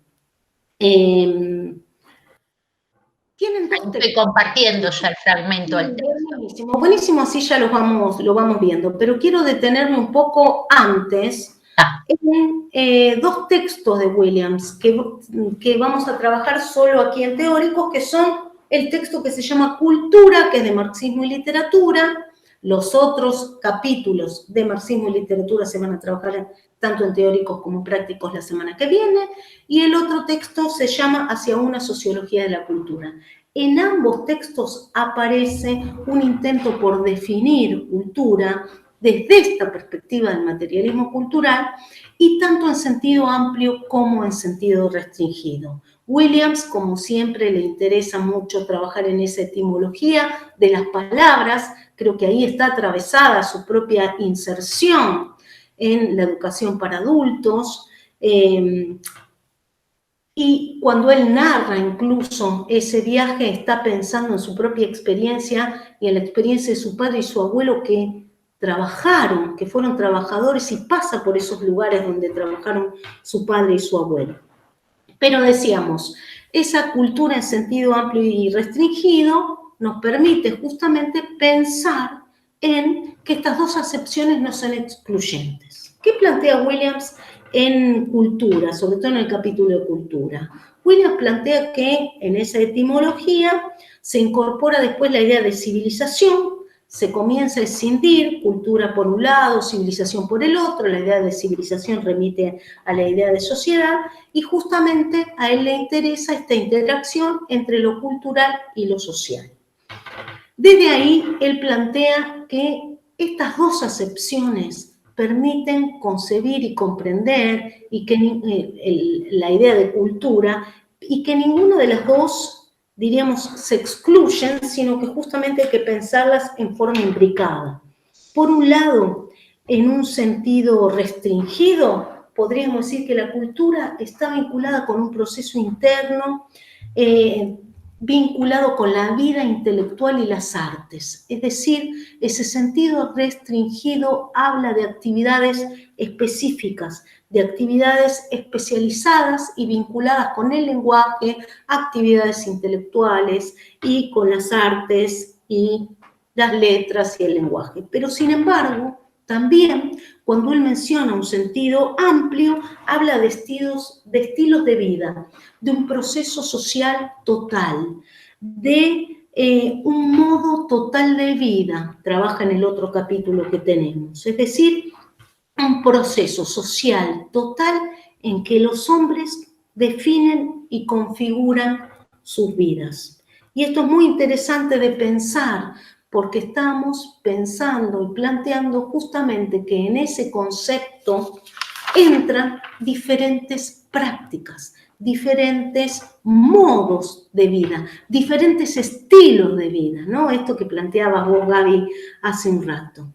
Es decir, por un lado, el concepto restringido habla del arte, de la filosofía, de usos y costumbres, de educación humanística, de obras de autor, pero, por otro lado, también el sentido amplio dice que la cultura no son solo las ideas, son también las prácticas y las relaciones entre los hombres. Y la cultura, desde esta concepción, es vista como un espacio de conflicto. De la misma manera, Williams, pusimos estos dos capítulos que en algún punto dialogan mucho y donde él intenta definir, pero con otras palabras muy enriquecedoramente, esta idea de cultura desde un punto de vista o desde un sentido amplio y también desde un sentido restringido. Interesante pensar que esta idea de cultura implica la idea de un proceso, ¿sí? El dinamismo de la cultura.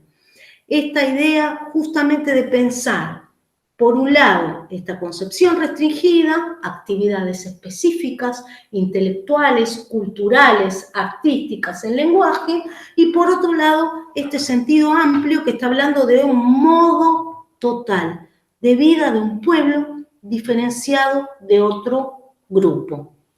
¿Sí? ¿Por qué se encuentra? Diríamos, ¿por qué lo podemos ubicar dentro del materialismo cultural? Por un lado, porque está planteando que toda cultura se ubica dentro de un orden social determinado. Esto es interesante, ¿sí? Se ubica situado, diríamos, históricamente. Por otro lado, también comprender que toda producción cultural no deriva simplemente de un orden social. Anotémoslo a esto. Toda producción cultural no deriva simplemente de un orden social, sino que podemos pensar al revés, que las prácticas culturales también constituyen lo social. Las prácticas culturales también constituyen lo social. Desde ahí hay una idea de interacción recíproca y a su vez nos permite pensar en la idea de una autonomía de la cultura. Autonomía que nosotros llamamos relativa porque hay una incidencia, por supuesto, de lo económico, de lo social, de otras esferas, pero sin embargo estamos hablando en términos de autonomía. Esta discusión justamente con cierto marxismo ortodoxo tiene que ver con que el análisis que se hacía, en todo caso, remitía a que la cultura era un reflejo de esa base, o que esa base incidía sobre lo cultural, pero no se pensaba en términos de interacción recíproca. Esa idea de determinación de ese análisis cultural marxista es con la que discute Williams y justamente le está permitiendo hablar ya no en términos de determinación. Piense lo que está diciendo que las prácticas culturales constituyen lo social. La cultura, y esto leo textual para que lo pensemos juntos, la cultura es un sistema significante a través del cual un orden social se comunica, se reproduce, se experimenta y se investiga. Y estamos hablando en términos de experimentación, porque para Williams es importante el sujeto y es importante su experiencia. Para cerrar entonces, porque esto nos permite justamente analizar lo que nos mostraba Gaby de Culture is Ordinary, pensemos entonces en este sentido amplio y en este sentido restringido. El sentido amplio refiere a sentidos antropológicos, dice, y sociológicos, que remiten a esta idea de que la cultura es todo un modo de vida. Por eso nosotros decíamos al principio, pensemos en todas nuestras prácticas cotidianas. ¿qué hacemos en nuestra vida cotidiana o ordinaria? Como diría Williams. Y por otro lado, justamente en el sentido restringido, hablamos de actividades intelectuales, artísticas, no solo artísticas, sino otras formas tradicionales, otras prácticas significantes, el lenguaje, el arte, la filosofía, el preguntarnos por la alteridad cultural hoy, es decir, una serie de prácticas, la moda también, la publicidad, una serie de prácticas específicas, pero que remiten al sentido restringido, pero que ambas dimensiones siempre están presentes. Gaby, ¿vos querés decir algo? No, vamos bien. Vamos bien. Bueno, es interesante justamente pensar esto de que las prácticas culturales no se derivan simplemente de un orden social, sino que presentan también una autonomía relativa y ellas también constituyen lo social. El texto de Culturis Ordinary es un texto, La cultura es lo ordinario, es un texto de Williams muy particular, que nos parece muy rico para traer y para cerrar este primer encuentro de hoy, porque nos permite indagar en el sentido amplio y restringido, pero también nos permite pensar en la polisemia del concepto de cultura, o desde su perspectiva, pero sí pensar en esta variedad y diversidad de prácticas presentes que tienen que ver, como decía Gaby, tanto con la alta cultura como la cultura baja, como la cultura popular, como la cultura de masas. Y por otro lado, también el texto nos permite pensar que hay un Williams que en este sentido de intervenir escribe en primera persona, escribe en un lenguaje que desplaza lo académico y elige el ensayo, y que de alguna manera narra su propia experiencia, insisto, su propia experiencia como hijo de trabajadores, pasa por los lugares donde trabajaron su padre y su abuelo, relata un viaje en primera persona. Pensemos incluso en nuestra vida cotidiana, en nuestros propios viajes o caminatas en este contexto, las cosas que vemos a lo largo de esa posible caminata o viaje o recorrido que podemos llegar a hacer, y desde ahí piensen cómo este texto es de alguna manera poner en juego su propia experiencia, este rescate de esa experiencia histórica de los sujetos y la particular de él, ¿sí? Pero que además se narra como una experiencia ordinaria, como una experiencia que engloba estas dos acepciones también. Vamos a tratar de ¿Querés que pensar... lo lea, Eva? Ay, me encantaría, buenísimo, Gaby. La parada del ómnibus estaba frente a la catedral. Había estado mirando el mapamundi, con sus ríos surgiendo del paraíso, y la biblioteca cerrada con cadenas donde un grupo de religiosos había conseguido entrar sin problemas, mientras yo tuve que esperar 1 hora y adular al sacristán antes de conseguir incluso ver las cadenas. Del otro lado de la calle, un cartel de cine anunciaba Six Five Special y unos dibujos animados de Los viajes de Gulliver. El ómnibus llegó, el conductor y la cobradora totalmente absortos uno en el otro. Salimos de la ciudad atravesando el antiguo puente y seguimos adelante pasando por los frutales, los pastizales y los campos con la tierra roja bajo el arado. Adelante estaban las montañas negras y comenzamos a subir, observando los campos escarpados que llegaban hasta los muros grises y aún más allá, a las partes donde el hules, la torga y los helechos aún no habían sido arrancados. Al este, a lo largo de la cima, estaba la línea cenicienta de los castillos normandos, y al oeste la fortaleza formada por el declive de las montañas. Entonces, mientras subíamos, la piedra cambiaba bajo nuestros pies. Ahora había piedra calcárea y la marca de las antiguas fundiciones junto a la ladera acantilada. Los valles cultivados con sus casas blancas dispersas fueron quedando atrás.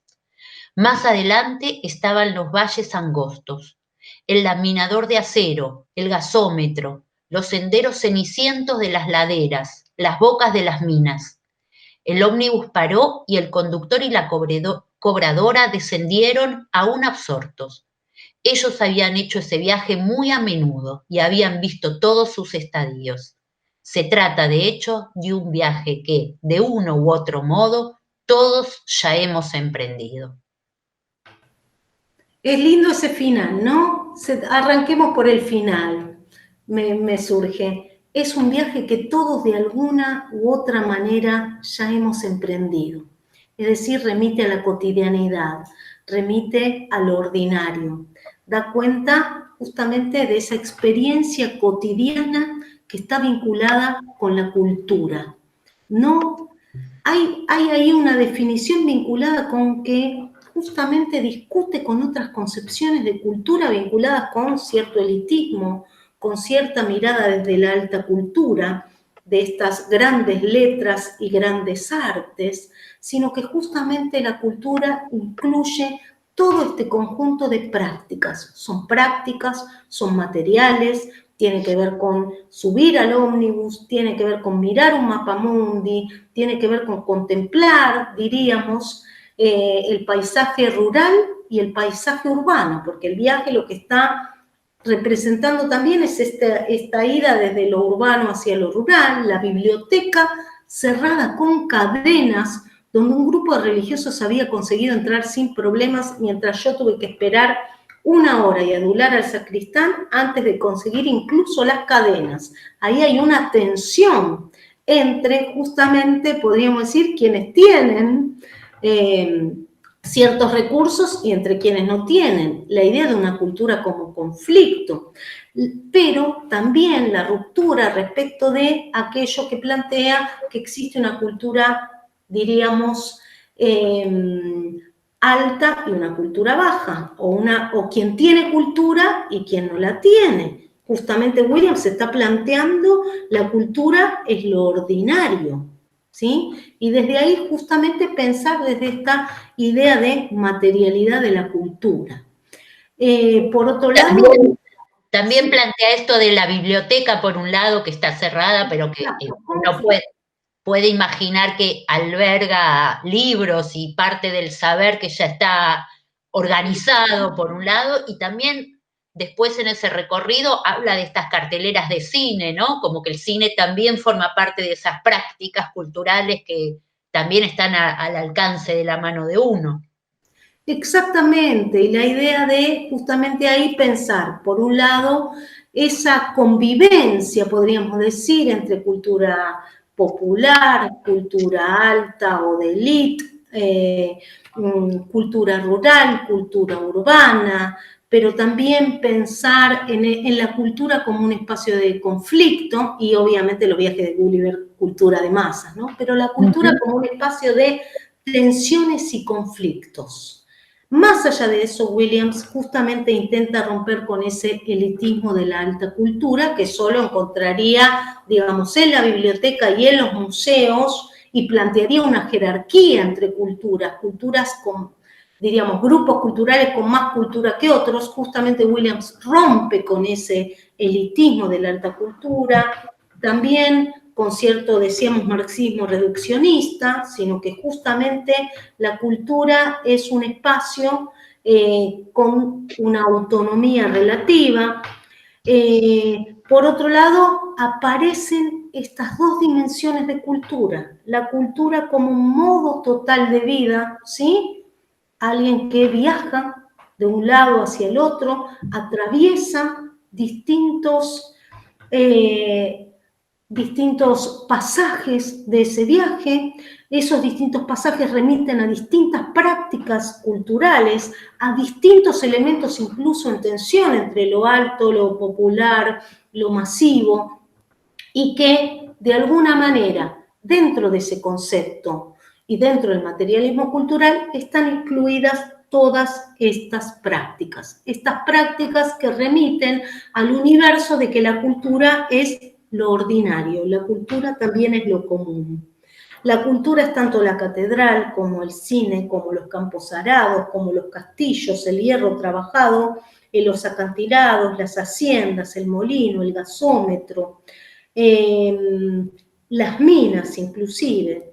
pero que nos remite justamente a comprender ese sentido amplio como modo total de vida y ese sentido restringido que tiene que ver con actividades particulares, especializadas, intelectuales. Lo último para plantear es esta idea de experiencia y de experiencia histórica que aparece en esta descripción de Williams, ¿no? Donde claramente aparece la cultura traducida en prácticas, en diferentes prácticas, en prácticas que entran en tensión, en prácticas que se cruzan, que entran en conflicto y que remiten justamente a discutir con, por ejemplo, con algunos autores de la época, ¿no? En algunos momentos nosotros hemos leído a Eliot, ¿no? Que tiene otra concepción respecto de la cultura. Aquí hay una idea de la cultura como parte de nuestra cotidianidad, como parte de nuestra experiencia ordinaria, que justamente lo ubican a Williams desde esta mirada del materialismo cultural. Tal vez un ejercicio lindo que siempre hacíamos en los prácticos presenciales y que hoy les proponemos hacer, en este caso no podemos intercambiar pareceres, ¿no? Pero también siempre el desafío era pensar a los propios recorridos, los propios viajes que hacíamos los docentes, los estudiantes, para trasladarlos tal vez desde nuestras casas a la universidad. En este caso, pensémoslo, porque pronto o en algún momento va a volver a suceder, y cómo esa experiencia de transitar desde el propio lugar hacia la universidad nos sitúa a todos en un mismo ámbito, la universidad, proviniendo de distintos espacios, distintos escenarios, transitando distintas zonas de la ciudad, mirando experiencialmente y desde la práctica cultural distintos escenarios que todos van confluyendo en ese estar todos reunidos, en este caso en este teórico virtual, pero en una misma experiencia que nos aúna,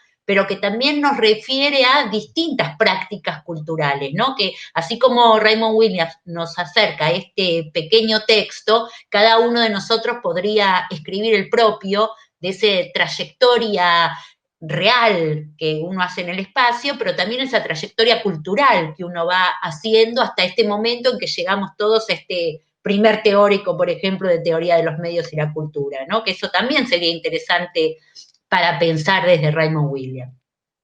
Sí, o tal vez ahora, en este contexto de pandemia, porque no un recorrido que uno hace de algunas cuadras, de salir y de mirar con este sentido reflexivo acerca de la materialidad de la cultura, acerca de pensar en ese universo simbólico que a su vez tiene esta dimensión de materialidad y que a su vez nos remite a pensar en esas prácticas cotidianas que están ahí presentes. Y una cosa que subrayo nuevamente, la idea de la cultura también como un espacio de conflicto, que es muy interesante también recorrer, aunque sea un pedacito de alguna ciudad o de algún lugar donde vivimos, y concebir también o mirar cómo entran en conflicto y en tensión estas diferentes ideas de cultura, ¿no? Cultura alta, cultura baja o cultura popular, cultura de masas, cómo estos distintos elementos aparecen y que Williams justamente está problematizando a partir de esas tensiones también y de esos conflictos. ¿Por qué?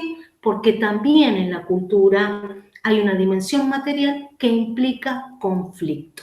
Y hasta aquí cerramos, me parece interesante, porque vamos a retomar la próxima esta idea de justamente pensar la cultura como conflicto desde el concepto de hegemonía y otros conceptos que desarrolla Williams a partir de ahí, como conceptos dinámicos, ¿sí? Este dinamismo de estos conceptos que vamos a abordar la semana que viene, decía, además de hegemonía, tradiciones, instituciones y formaciones, dominante, residual y emergente. Así que la semana que viene nos encontramos en teóricos y ya inician los prácticos también con lo mismo. Ha sido... Recordar que se anoten a través del campus, que lean la bibliografía, que empiecen las lecturas de la unidad 1, que trabaja los textos de cultura de Raymond Williams, que empiecen con las lecturas porque un secreto para poder seguir la dinámica de esta cursada que tiene que ver sobre todo con lo virtual, pero que era igual en la presencialidad, es que mucho depende de las lecturas que ustedes puedan ir haciendo. En este caso, en el campus ya está la bibliografía de la unidad 1 y la sugerencia, la recomendación y el pedido es que ya empiecen a leerlo para que puedan encontrar zonas de confort, zonas que no se entienden y puedan plantearlo en el espacio de los prácticos, pero que sepan que la lectura de cada uno de los textos de los autores que elegimos es muy importante para que ustedes puedan seguir con la cursada de la materia. Sí, seguir con las lecturas y recuerden, vuelvo a insistir con esto, clave del campus, TMC mayúscula 2020, inscríbanse tanto en el campus, pero al ingresar inscríbanse en las distintas comisiones. Importante que después de esto ya empiecen a familiarizarse con, hoy hablamos mucho de familiarizarnos con la bibliografía, así que, y con el campus también, así que, bueno, bienvenidos, pero comenzamos a partir de ahora la tarea vinculada con la materia y con el estudio. Que estén muy bien y nos vemos la semana que viene.